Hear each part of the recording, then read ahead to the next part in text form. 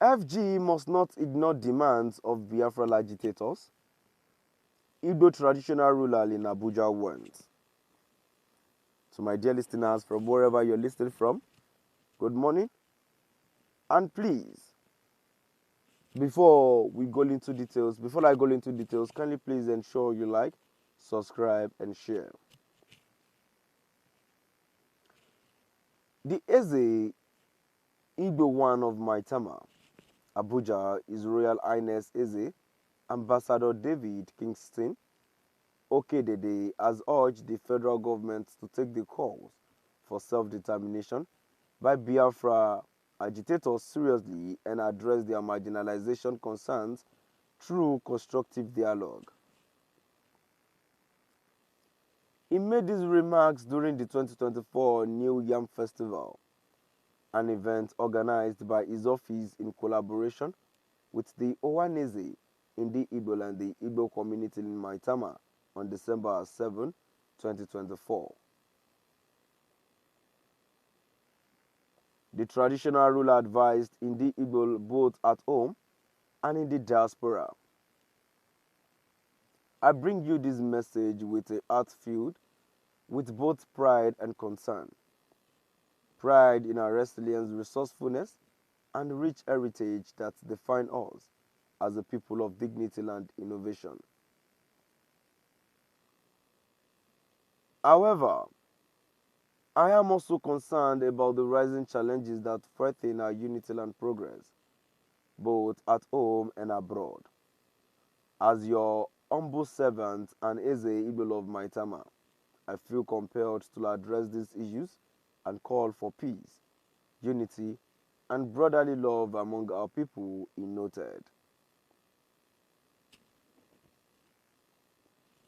On the state of Southeast, he said, our beloved Southeast region is currently engulfed in turmoil, fear, and insecurity. From economic struggles to political instability, our homeland faces one of its most challenging periods in recent history. Central to this crisis in the incarceration of our son, Mazi Nnamdi Kanu, his ongoing detention by the Department of State Services, DSS, has become a symbol of the larger grievances faced by Indi Igbo in Nigeria. Eze Okedede emphasized the need for the federal government to address the root causes of these challenges, rather than merely treating the symptoms. The cry for self-determination must not be ignored. It should be channeled through dialogue, understanding, and mutual respect. I call on the federal government to prioritize justice and fairness by releasing Mazi Nnamdi Kanu unconditionally. His release would not only quell the growing agitation but also pave the way for meaningful discussions about our nation's future. He further cautioned against violent protest, stating, while we demand justice,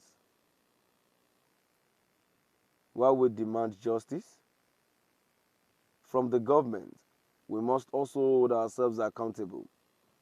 Destructive actions such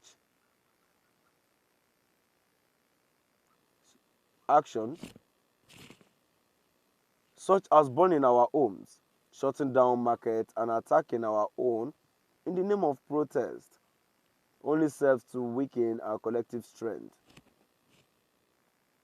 The Southeast is the cradle of Igbo civilization. We must protect and develop it, not destroy it. Eze Okedede also addressed the challenges faced by the Igbo community abroad. While our homeland struggles, so too do our people in the diaspora.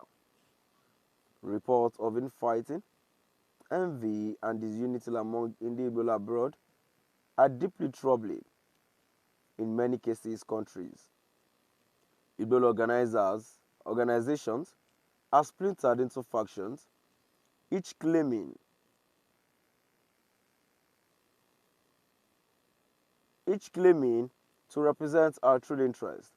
This divisiveness undermines our collective strength and tarnishes our reputation globally. He urged the diaspora to remember their legacy. Wherever you go, you carry the legacy of in the Igbo. Let brotherly love prevail. Differences in opinion should never lead to enmity. Instead, let us embrace our diversity as a source of strength. Establish councils of elders to mediate disputes and promote accountability among our leaders. Remember, when we stand united, no force can break us. So, my dear listeners, now we've come to the end of our today's news.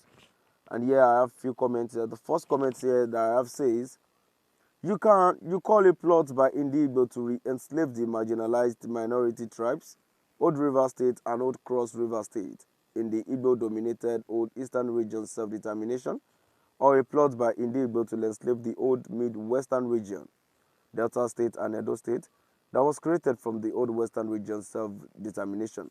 Another comment here says there is need for inclusion for referendum clause in the constitution for any part that wishes to exit Nigeria instead of causing trouble.